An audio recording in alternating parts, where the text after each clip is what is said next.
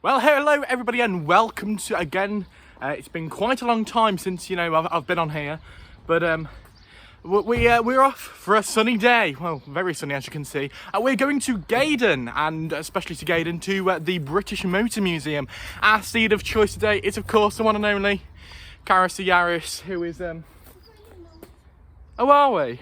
Tell a lie, we're going in Colin the Corsa. Fun times. And yeah, the best thing about this is you get to come along with me. Marvellous.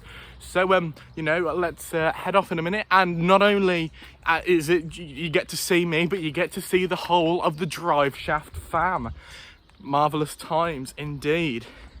We've got Driveshaft Nan here, who's essentially getting a stick ready and everything like that. Who's loving life at the minute. I mean, why wouldn't she? Oh God, why wouldn't she? Because we're off to sunnier Gaydon. Well, I hope it's as sunny as this. So yes, we'll catch up with you when we're in the Corsa and we're on our way. Blimey. Hello. You're looking forward for it. Oh, I know you are, aren't you? Oh, you wondered if Mum wanted to sat down, save me walking backwards and forwards. I can go and ask her. I don't think she does. She's got a phone though, hasn't her? Huh? Got a phone though, hasn't her? Right. Let's go. We're sitting outside. Here we go. Here's the Driveshaft headquarters so far. And then as soon Fun as times. Let's get some keys and make our way out.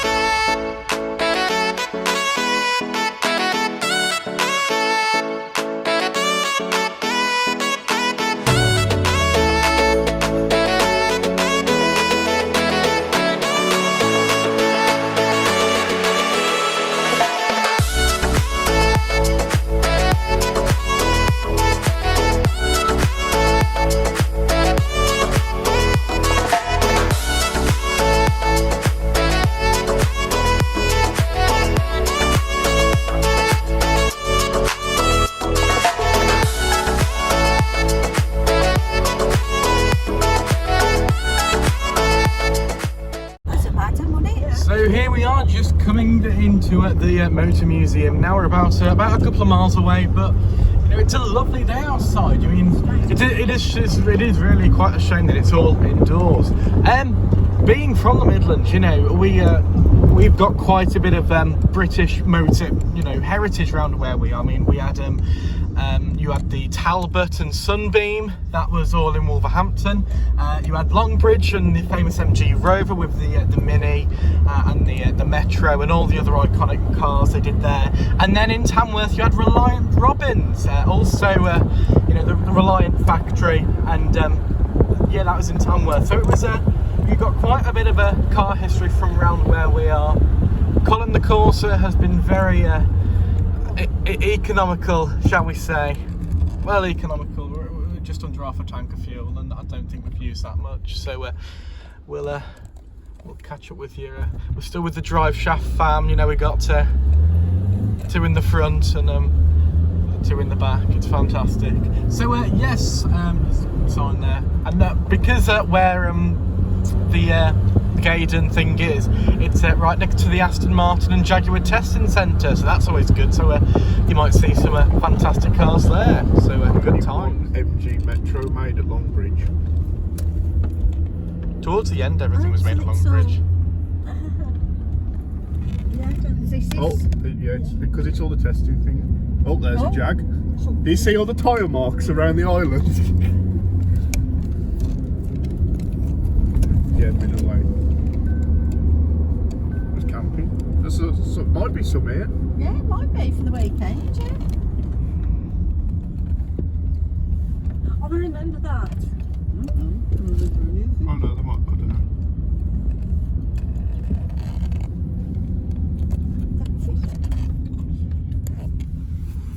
So here we are at lovely Gaydon, and who needs to go into the actual museum itself? I mean, there's so many amazing cars around here. You've got so many Jaguars. I mean, there's what is there? There's I think that's a Sovereign. That's quite nice. XK. There's a sorry, it looked like a Triumph Jaguar there, and quite a new one. I'm going to be honest, my knowledge on Jaguars is quite vague. I just know them as BTEC Bentleys. But tomorrow it is Mini and Metro Day, which unfortunately Monty the Metro himself won't be joining us.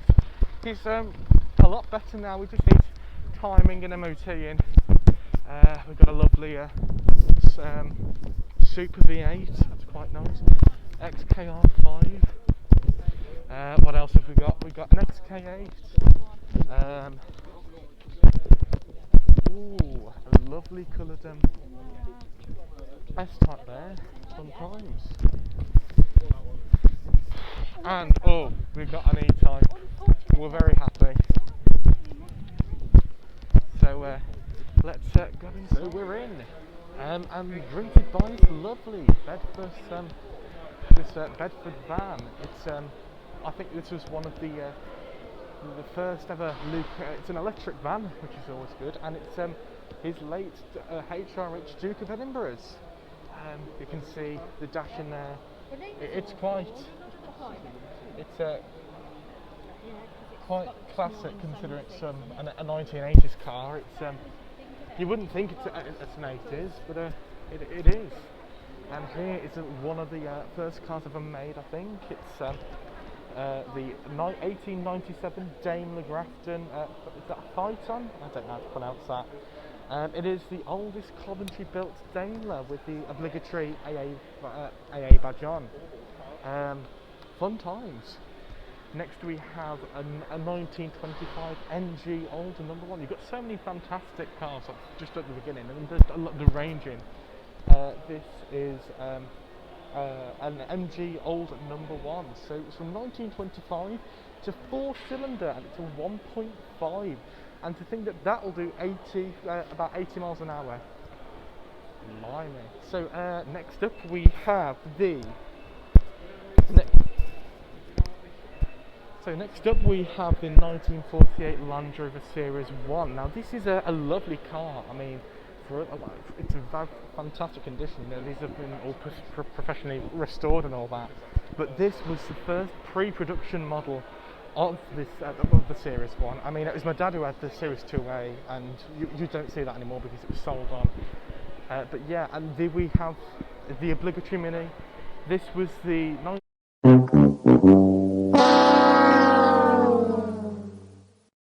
God, that was whatever you want to bloody call her. This is the 1959 first production Mini Minor. Now this is a wonderful car because, you know, it's a Mini. It's you know, a Mini just says it all. It really does. It's got a lovely interior and some snazzy red carpet in there. And we've got a 1950 Daimler DE36. This is basically a green goddess, despite the fact it's not green, or the fact that it's not, you know, a truck or anything like that. So that's always fun times as well. It's just a fantastic car because it's a Leyland. British Leyland themselves never made a bad car. I mean, they had the Allegro, which was mixed opinions, but I quite like the Allegro. Here as well, we have the Austin Ant, which is in a lovely shade of green. It's a 1968, and in 1964 an attempt was being made to adapt the Mini to this lightweight utility vehicle. The result being the Mini Moke. So basically, this was the Mini Moke before the Mini Moke came around. We have an MG MXC up there. Some more fantastic cars there. Let's have a little look around here. And now we're into the Jaguar section, which I'm sure is going to be very popular around today because I think there's a whole Jaguar experience on. Ooh, we have a Rover T3 here, a 1956. It's a gas turbine coupe.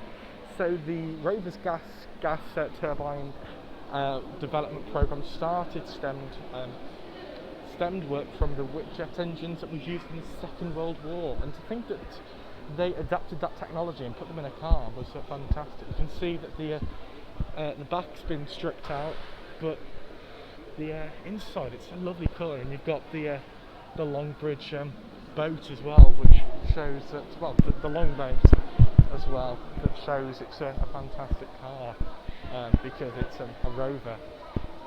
Coming over here now. Yes, now we get over to some really interesting cars. We have a 1982 Ford Cortina, and I'm sure many people who watch this either had one or know someone who had one because you know, they were good cars for the age. It's a 2-litre 4-cylinder. It did 103 miles per hour. Now we're one very excited Metro owner because he has seen a Mini Metro. Yeah, this is a 4-cylinder 1.3 engine, originally made by it's one of the original ones. Hubnut, Ian Seabrook actually did a video on one of these, and yeah, it's quite a good car. You know, I absolutely love the Metro and the Mini. And looking at the interior, it's quite original. It's quite original and being the original shape as well. So, fun times to be had by all. Now, after this, we've got the Reliant Scimitar, and this, we're going to have some cocky remarks here saying that Princess Anne had one of those, and you can say back to them that she still does, allegedly. Princess Anne had one of these? She does. Well, still does at least. So this again was made in Tamworth by this was made in Tamworth by the Reliant company, and yeah, fun times. It's a lovely shaped car. You know, it's aerodynamic to say the least. I think it was the Reliant Kitten, the Reliant Fox, and the Scimitar. I think were the only four-wheeled vehicles made by the Reliant company. And this was in use by a private owner. Well, it's suggested because it's got a Sabre and Scimitar badge and sticker on in the rear windscreen. Next, we're moving on to a Wolseley. Now, this is a 1975 Wolseley 2200, and it's the last line of, and this is the last Wolseley ever made.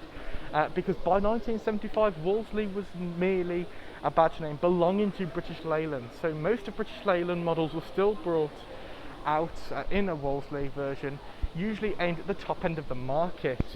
This, the 1822 series, Well, the 18222 series was launched in 1975 as a replacement to the 1800 and 2200 models, and as usual there were Austin, Morris and Wolseley versions to all of these. It's a lovely shade of beige. I think that's going to be a common theme today, but and if you look as well, it's got chrome at the front. I mean, that's something you never see on a car nowadays, you know, it's all plastic trim. Moving on to the red Reliant Supervan. This is a fantastic car. This was the car that was used in Only Fools and Horses.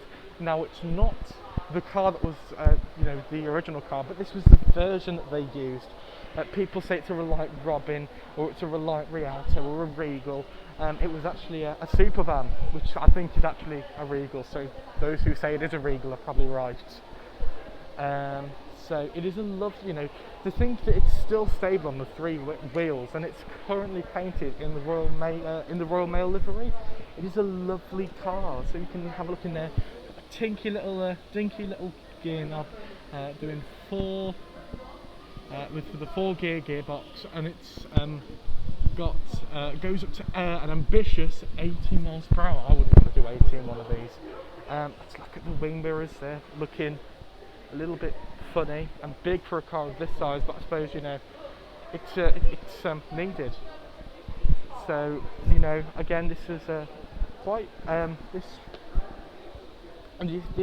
was probably made in, well, it was made in Tamworth, which isn't massively far away from us.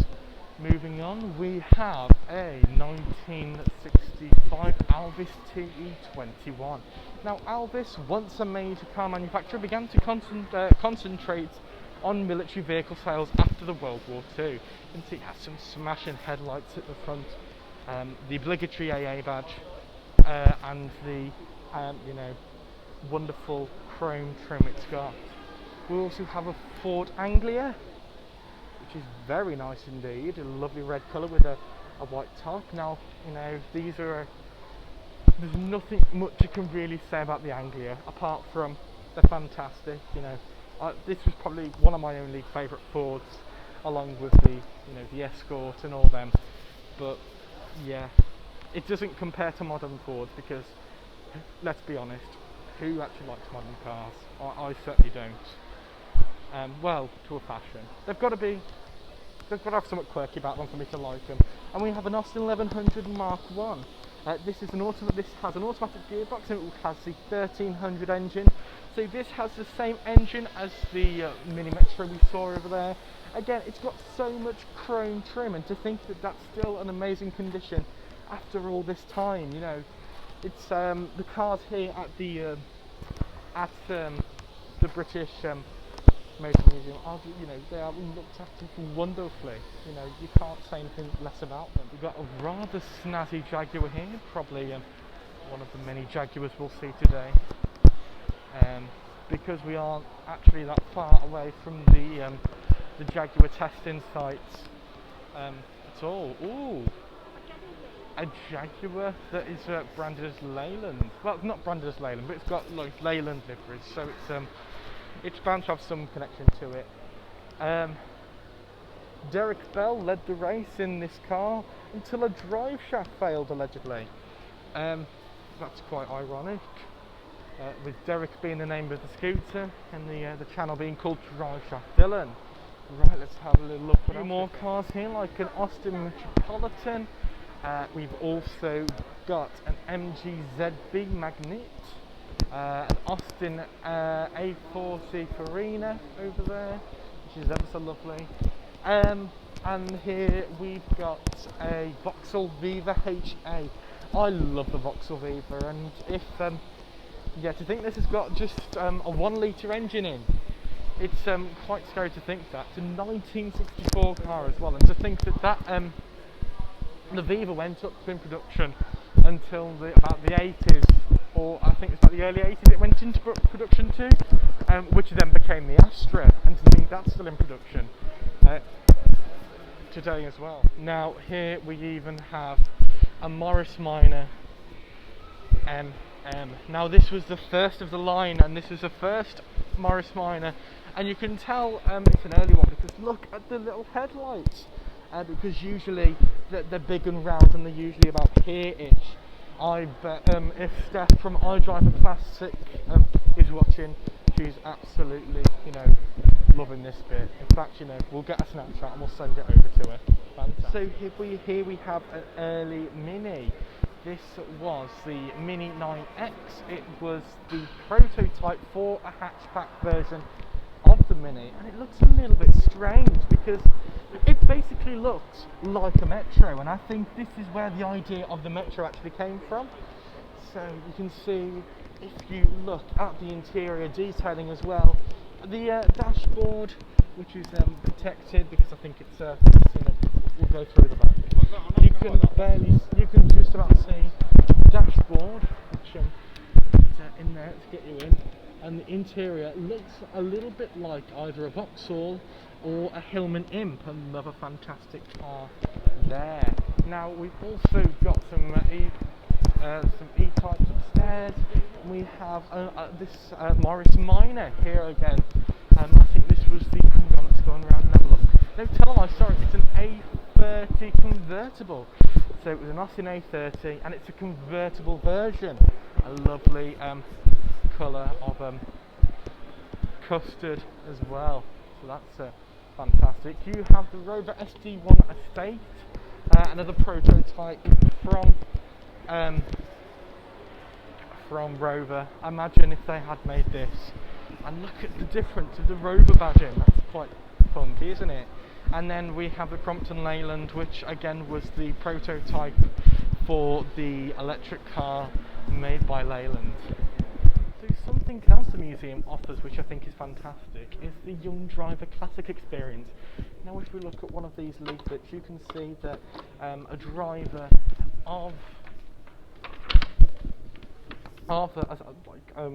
you know, below legal age to drive on the road can actually drive a car, which is wonderful. I mean, look at the but not just any car, you know, a classic car. Now this is absolutely wonderful. So you can drive a fire engine, a Firefly, or a new modern Vauxhall Corsa, which I don't think we'd want to. And you can drive an Austin 7, a Morris Minor, a fire engine, and of course a Vauxhall VX490, which is lovely stuff indeed. So yeah, if you do want to drive a classic and you haven't got one, come down to the British Motor Museum, where you can sort of hire one out and have a bit of a lesson in one. I bet many people remember having lessons in them. Here we have an 09 reg MGF, or is it an MGTF? It's one of them. But this was one of the later detailings of, you know, of the MG. But it doesn't say, but it's a lovely colour, and it's yet an 09 reg, so unless this was discovered, you know. Let's have a little look inside. It's got a funky little dashboard, you know. They weren't you know, originally offered with these, but I think this is a fantastic looking car, and probably, you know, built afterwards. And pit stop finish, so we're looking at an MGB GT at the minute, which has been split in half, this is actually really good, because, you know, you can actually have a look at, you know, the engine size. So look at the pistons and how fantastic they actually are, you know, to think that was the engine that they used. We've got Bendix there, and that was used to use the back wheels. Look at the clutch on that. I bet that hasn't been used in a long time. I wonder if you pulled the clutch on that, if it was to move. This has done 2 miles, so this has been, you know, this has either been redone or, you know, it's been built. But look at that, that's just astonishing. It's lovely. Looking over here, we've got a Triumph. This is the Triumph TR2, and it was the Jaguar speed record car. It did 125 miles per hour. It's got 90 brake horsepower. It's a lovely design. I love the little face at the front. Fun times. What else have we got? We've got a So yeah, just looking at this MGB GT again, you know, this is just absolutely wonderful. You know, and you've got the handbrake there. Yeah. I think it'll go into gear. Blimey. Then you've got this, your main drive shafts there. I think it's called a drive shaft. Yeah, I know a bit, but not massive amounts. Got the interior, stubby little brass handbrake there. It's wonderful, really nice. I know one thing. That's the horn. So I think it is at least. Yeah, don't, you know, take my word on it, but I think it is. Marvellous. Here we have what I think is, yep, it's a Morgan Super Sport. It's HFS Morgan exhibited 2 of his single-seater, the 3-wheel runabout at the Olympia show in 1910. So look at this.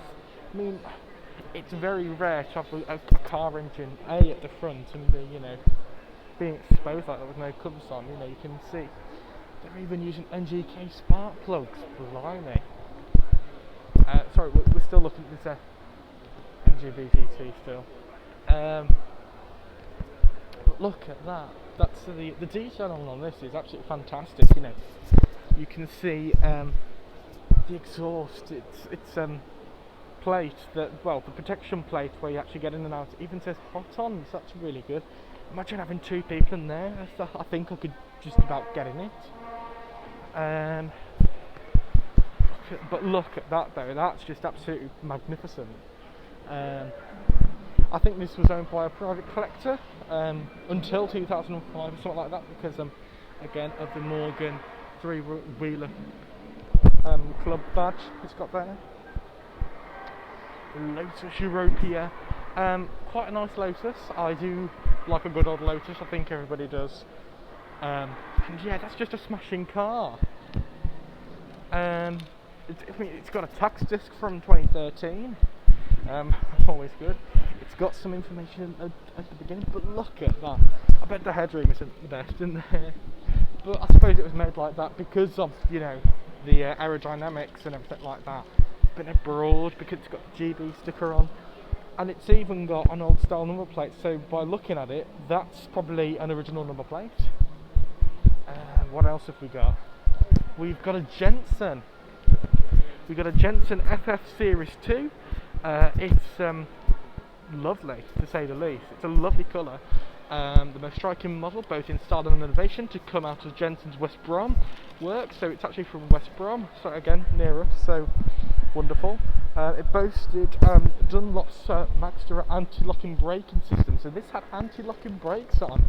So it must get to a speed in which it actually needs them. Here we have the Supervan 3 Reliant Regal in the Only Fools and Horses livery. This was the original Only Fools and Horses minivan. You know, it's got the same number plates on, and by the looks of it, you can tell it was, you know. And look at the interior. To think that Nicholas Lyndhurst and David Jason have both been in there. And not only that, this was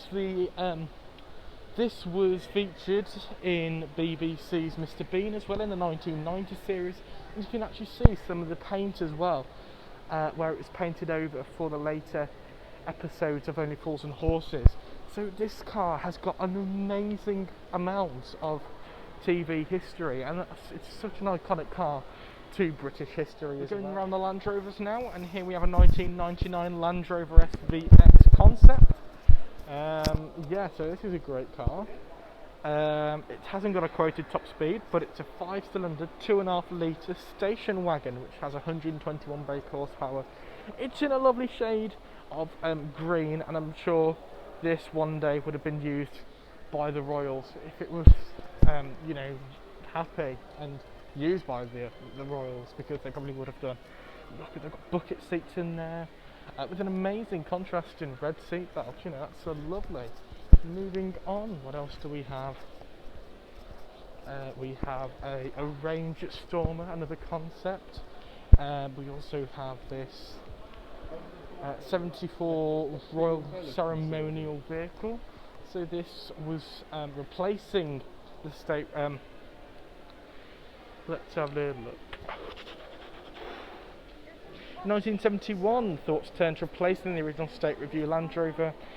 This was introduced as Model B. A.B. Smith, Rover's managing director, suggested a Range Rover as its basis for the next 2 years. Memos, sketches and more detailed drawings were sent to Land Rover and the royal household. So this basically was a prototype to the Range Rover. And not a prototype for a Range Rover. This was a prototype especially made for the royal family. Fun times. We then have here a lovely, I'm going to say a series, it's a series one. So this is a 1953, a 6-inch Royal Ceremonial vehicle. So for those of you who knew about the 2A that my dad had, it's basically the lower one down than this. It still has all the original interior that was, that we knew on the 2A. And it's even got the pedals, which were same. So that's it was a really nice car until we sold it. But yeah, fun times. I mean, look at the back seats in here. I mean, I'd love to go in that, but that's fantastic. And then we have a Rover P5. Is that a P5? I think that's a P5. Let's have a look. Is it a P5? Yes, it is. This is a P5B in 1971, and this was Queen Elizabeth II's car. So this was also made by Buick in America, and the design was sent to the American General Motors Corporation. But look at the colour on that, and it's a lovely British racing green colour as well. Looking at the interior, needs a bit of, leather cleaner on the seats, but look at that, it's absolutely wonderful. She only ever did like 600 miles in this, so it's a lovely car. And it's got the, it's also got the longboat stating, the long, the longboat stating the Rover status of the car. It's lovely. Here we are at the motorsport section, and as you can guess, there are multiple minis. There's also a lovely MG 6R4 Metro over there. I have a feeling this was the only one made at Longbridge. Let's have a little look. Which I'm quite surprised, because I always thought that MG were made at Longbridge. Perhaps not. It's got a 3-litre V6 in. Blimey, that's a bit fast for that tiny little car there, isn't it? Here we have some minis. We have a 1966 Morris Mini here, which was the 1967 Monte Carlo Rally winner. We have a 1955. We have, look at that though, they're just wonderful little beasts of a machine. 1963, which was the Monte Carlo winner. So we've got 64, 65, and the 66 winner here as well. So now we're coming out of the main museum and going into the collection, which is the collection centre for Jaguar. They also have a few lovely cars in here. Mind you, they always have lovely cars because it's fantastic and a fantastic place. So let's have a little look inside, and it is still a glorious day, and people are starting to get set up over there for the Mini and Metro show, which is on tomorrow, the 6th. Blimey, right, let's have a little look inside. So the smell in here is absolutely wonderful. We've got greeted with two E-types. God, I'm going to get a lot of hate for that. We've got an E-type there. this is the S3 V12, so it features this was the last ever E-Type to be built this was the last ever E-Type to be made, and it was retained by Jaguar, and it is a lovely shade of black, and the amount of metallics on this in chrome is absolutely wonderful.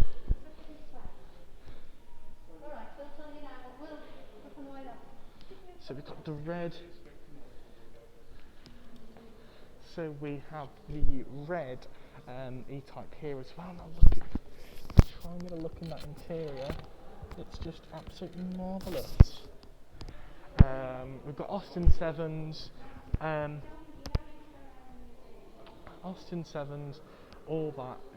It's wonderful. It really is really wonderful. We've got Austin Swallow here in a lovely beige custard colour. We've got a rhubarb and custard coloured Austin 7. We've got a lovely blue. What is it? We'll come back to that. Oh, it's an XJ12. A lovely red Sovereign. Look at that. Look at the amount of detailing at the front with the chrome grille. We have got a fire, an XJR Thrust CCS fire car, which was the support vehicle for the SSC car. You know, the world record car. We've got a lovely XJ6 3.2 Sport Saloon. This featured the AJ16 6-cylinder engine. It's in a lovely metallic red. A lovely blue 2005 Jaguar Super V8. This was a portfolio saloon, and this was the last ever production car to be built at the Browns Lane factory that Jaguar owned. Here we also have the 2019 Jaguar XJ 3-litre diesel with the 3-litre diesel. It is a lovely car. It's a right-hand drive XJ, and it's lovely. Just the colour of this is actually amazing. I think the camera is actually picking it up because it's just a lovely metallic grey colour. Well, yeah, grey. Well, silver, but the detailing on the headlamps as well, you know, that's just lovely. It's even got a bit of a grille like Carrossy Yaris. Some S-types and X-types. That's an XF. This is the XJ40 Estate car. This is the prototype estate version for the XJ40 built at Whitley. And look at that. The engine is a 398cc AJ6. It's got an exhaust heat shield. It is such a lovely car. Blimey, that's a bit funny. It's a polished saloon. What else we got? Concept cars.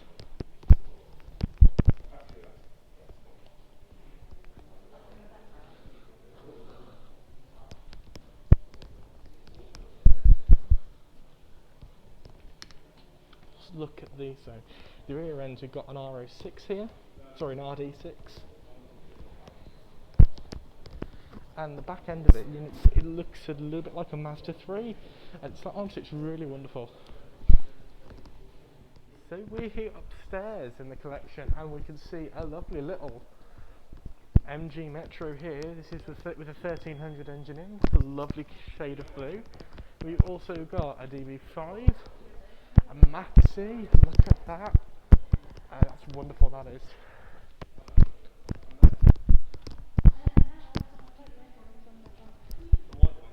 Look at that. We've also got a Triumph Stag. We've also got here this is a Mini 9X, so this is the gearless tow prototype. So this car has no clutch or gearbox of any form, variable ratio drive mechanism. So it's you can imagine it's got the CVT and the CVT gearbox in. Here we have a Triumph 1500, lovely shade of British racing green. We have a Rover. This is when Rover cars used to be luxury. Well, they still are luxury to some bits. We've got some engines. So this was the B series engine. This was produced between 1954 and 1986 in various sizes. This 4-cylinder inline OHV petrol engine on display is an earlier version of the 1500 fitted to an A50 and to the Morris J4 van. So it's quite nice. It's a single carburettor. What else about it? It's it's lovely. I mean, Monty the Maestro, so he's got the K series engine from 1994. You could probably get this started, you know, if we attach some. Yeah, you could get this started actually if you attach some HT leads to the spark plugs. Pour some petrol into the car, make sure it's lubed up and oiled, and then just attach positive to the starter motor there, which will turn the flywheel. What else have we got here? We've got a turbocharged Ford Duratorque TDCI engine. This is a 4-cylinder, 16 valve turbocharged, so for every cylinder it's got 4 valves. It's quite nice, and I like how the are those injectors? No, those are your spark plugs. Oh, are they injectors? No, those are injectors. Yeah, so they've got to be injectors then, so ignore me. But yeah, because you usually look at the car from that side because you've got your exhaust manifold there. So they are properly, that's getting me in a fizzle now. Those are either injectors or they're one of them, or the HT leads, because this hasn't got a carburettor. We've got some more engines over here. We've got the MG Midget 1500, and we've got the BL and some more which we'll have a look at later. Got a 3.5 litre Rover, again that's when Rover made luxury cars. A Triumph Dolomite. So I think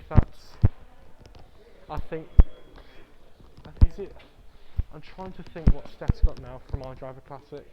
It's either the Dolomite, but it's I think it is, which is Valerie, or is that it?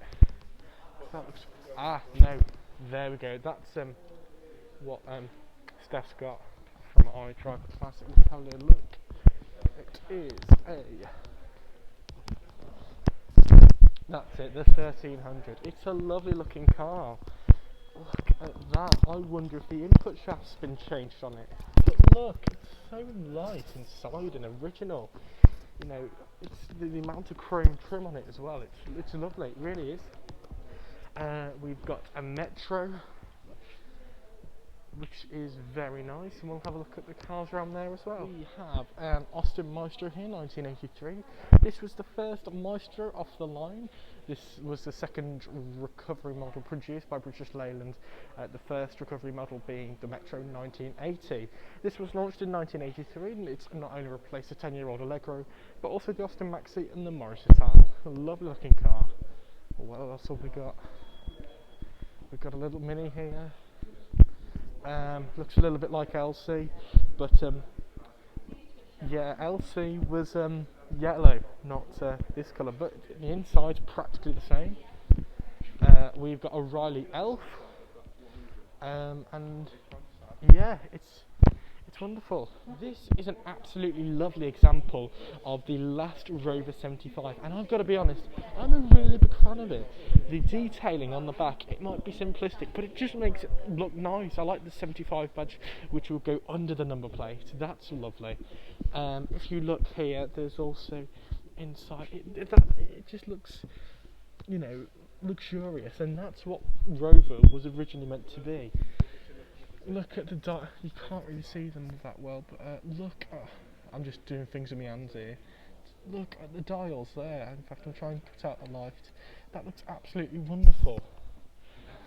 The alloys on it as well, they're just magnificent, and this was a fantastic example of what Rover meant as a company until they went bust like 16 months later. But there's a little bit of example of this.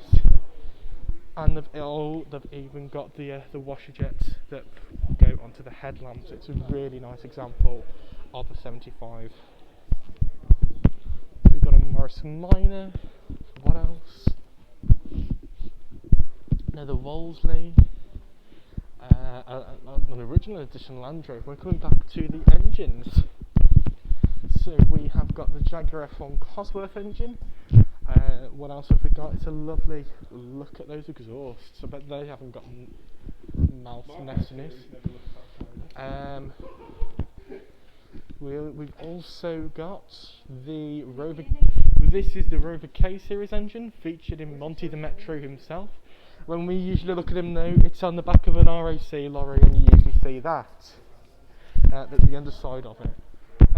But yeah, it's really nice, and that was in the 200 and the 100 and the Metro and all that. We've got a Rover L series diesel, so this would have been in other things like your 200, 400 and the later 25 and 45 Rovers. So that was in a 2 litre diesel. So that was in one of the MGs we once had.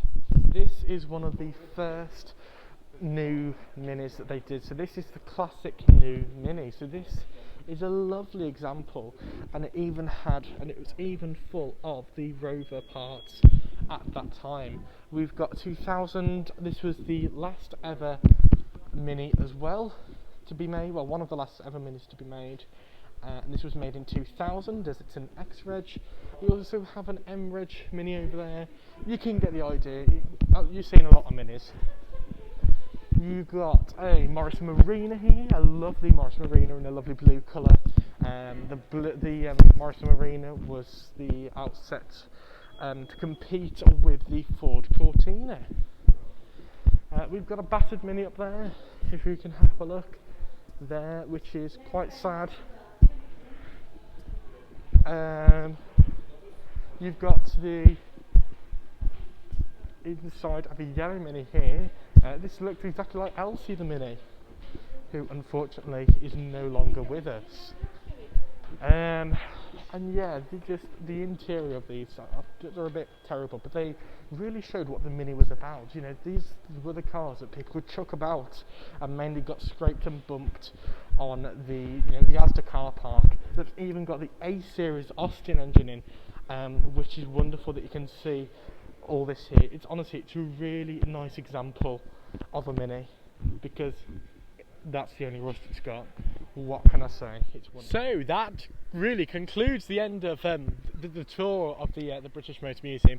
I didn't get as much as I wanted to, because I didn't know what to really talk about the cars, but there are some fantastic cars here. I really do, oh, got a little earpiece in, fantastic. I really do, recommend this if you're like a car enthusiast, or if you just want a family day out. It's absolutely wonderful for both, because more than likely you'll spot a car you recognise, and if not in the museum, at least in the car park, and even if it's a Vauxhall Corsa next to you, you'll still find one. Honestly, it's absolutely wonderful. It's been a wonderful day, the sun's still shining, and yeah, so that does conclude today's video. If you have liked it, then like it again, but in real life, and click the little button. If you haven't done so already, subscribe with the bell notification, so you get to see more videos like this and more working on car videos. I can see my hair flopping, or it has flopped, or it's one of them. And yeah, have a wonderful day, and I'll see you hopefully in the near future with another video. See you later. Blimey. And yeah, so we got the Jaguar collection there, and the British Motor Museum there. I feel, oh my fingers, I feel like I'm home. It's wonderful. Honestly, you should really come down.